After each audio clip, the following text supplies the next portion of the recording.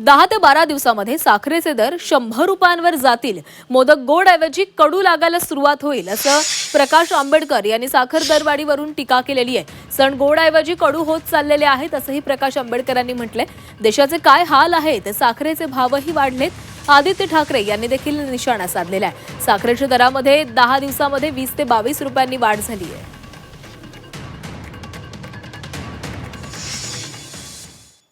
साखरेचा भाव 80 रुपये आहे. येत्या 10-12 दिवसामध्ये तो 100 रुपयावरती जाईल.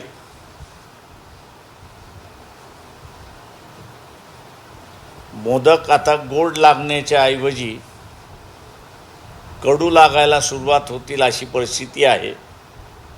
धर्माने हिंदू आहोत असं म्हणतात आणि धर्माचं आम्ही संरक्षण करतो असं गाजावाजा करतायत.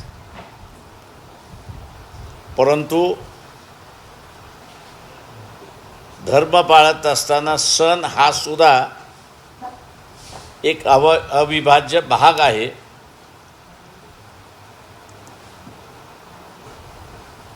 तेव्हा ते सण गोड होण्याच्या ऐवजी हे आता कडू व्हायला लागलेत अशी परिस्थिती आहे. वंदे मातरम ह्या 2 शब्दांनी जी चळवळ उभी केली त्याच्यावरनं तुम्ही आज भांडत आहात. पण ज्याच्यासाठी चळवळ उभी केली, ज्या देशासाठी चळवळ उभी केली, त्या देशाचे आज हाल पाहताय तुम्ही. आज साखरेचे भाव वाढलेलेत. 10 वर्षात पहिल्यांदा साखरेचे भाव वाढलेलेत.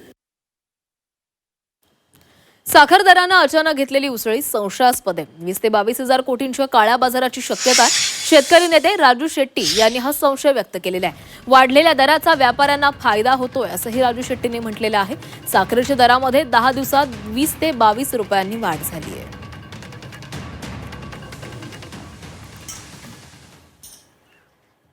साखर कारखाने सांगतात तेवढीच साखर शिल्लक आहे की अजून जास्त आहे हे बघितलं पाहिजे. आणि आता अचानक साखर कारखाने साखरेची जी वाहतूक होते ते वाहतूक होत असताना ते ट्रकसुद्धा तपासले पाहिजेत की खरोखरच त्यांच्याकडे पावत्या आहेत का, बिनपावतीच्या GST चुकवलेले ही साखर मार्केटमध्ये फिरालेल्या हे सुद्धा तपासलं पाहिजे. कुठंतरी 20-22 हजार कोटी रुपयाचा संपूर्ण देशामध्ये या साखरेच्या काळ्या बाजारामध्ये व्यवहार व्हायला लागला आहे असा संशय घ्यायला जागा आहे. मुळामध्ये मी एक शेतकरी नेता आहे. मला साखरेच्या दरामध्ये वाढ झाल्यानंतर आनंद व्हायला पाहिजे होता, झालेलाही आहे.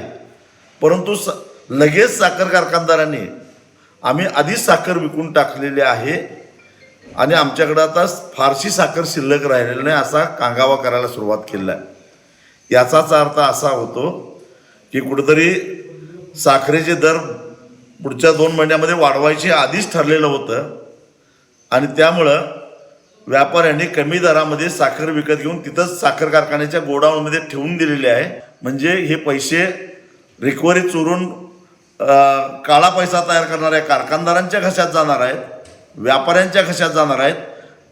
खरं तर हे साखरेचे दर बघितले तर आता प्रत्येक साखर कारखान्यानं टनाला 500 रुपये दुसरा हप्ता द्यायला पाहिजे असे हे दर आहेत.